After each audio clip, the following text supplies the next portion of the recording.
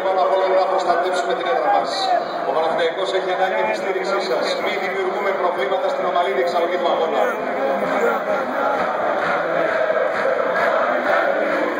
Σε γαμάμε, το μουνί της μανάς σου χοροπηδάμε.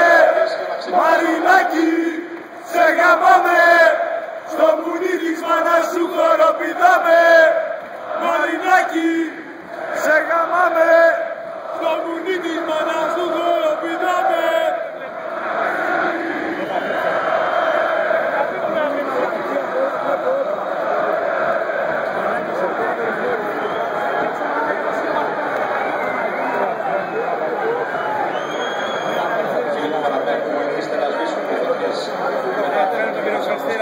Προστατεύστε τον Παναθηναϊκό.